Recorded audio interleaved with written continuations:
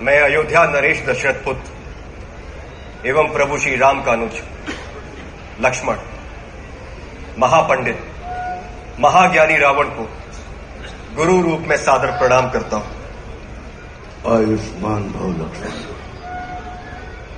कहो, अपने जीवन की इस अंतिम बेला में मैं तुम्हारे किस हित की पूर्ति कर सकता हूं?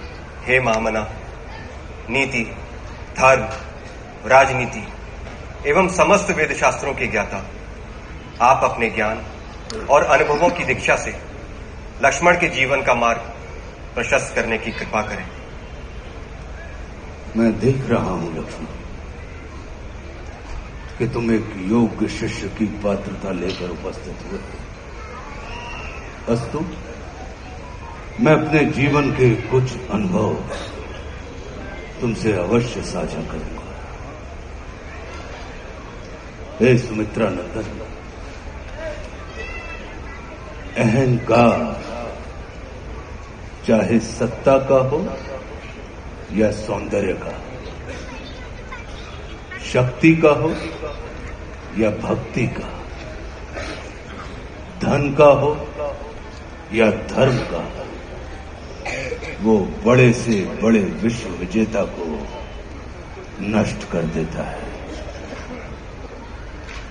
इसका प्रत्यक्ष उदाहरण ये त्रिलोक विजेता विद्या विशारद महापंडित रावण है। अहंकार में तीनों गए, कुल, गौरव और वंश।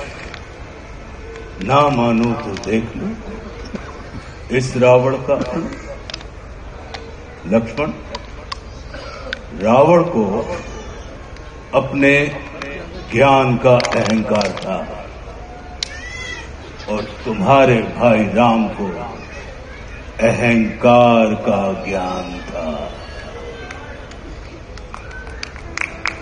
लक्ष्मण,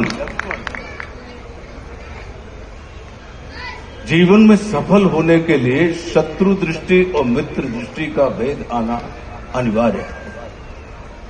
मित्रता भले ही अपने समतुल्य या अपने से निम्न स्तर के व्यक्ति के साथ कर लेना, किंतु शत्रुता सदैव अपने से योग्य व्यक्ति के साथ ही ठानना, क्योंकि ये जगत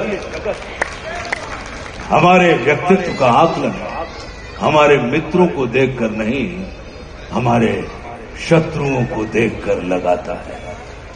जितना बड़ा और गरिमापूर्ण हमारा शत्रु होता है, उतने ही बड़े और गरिमापूर्ण की ख्याति को हम प्राप्त होते हैं। देखो ना, इस जगत ने जो कुछ राम से जुड़कर प्राप्त नहीं किया, उसे रावण ने राम से लड़कर प्राप्त कर लिया।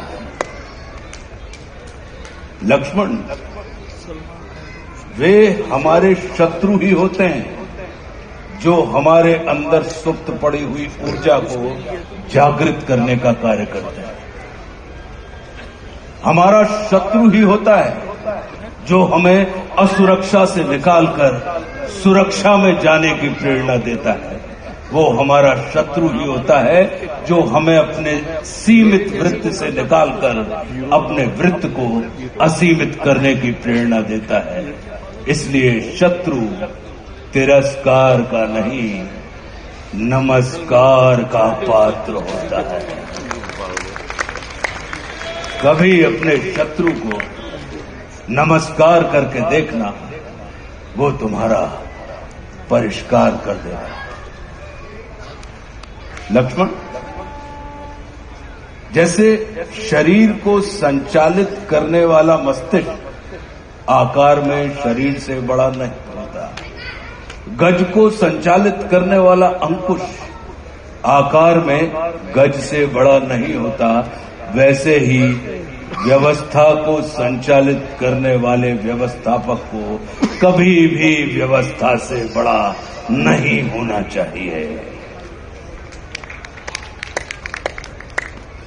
ये सारा नीति ज्ञान तुम्हारे भाई श्री राम तुम्हें स्वयं दे सकते थे, किंतु उन्होंने तुम्हें मेरे पास भेजा। जानते हो क्यों?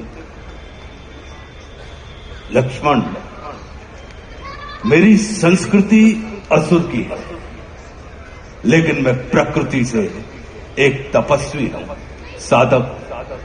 और किसी भी व्यक्ति को अपने अंतिम समय में अपनी संस्कृति के अनुसार नहीं, अपनी प्रकृति के अनुकूल कर्म करने चाहिए, तब उसे मृत्यु नहीं, मुक्ति प्राप्त होती है। और राम रावण को मारना नहीं, तारना चाहते हैं।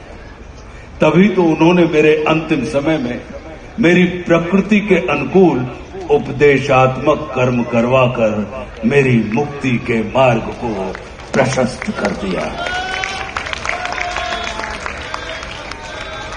आने वाले समय में ये जगत कहेगा कि त्रिलोक विजेता, विद्या विशारद, महापंडित रावण की पराजय का एकमात्र कारण है कि उसके पास लक्ष्मण जैसा भाई नहीं था।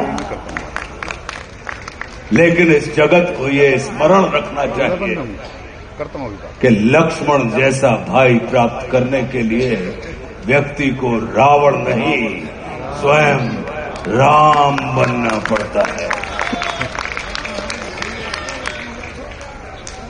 सदैव अपने भाई राम के अनुगामी रहना।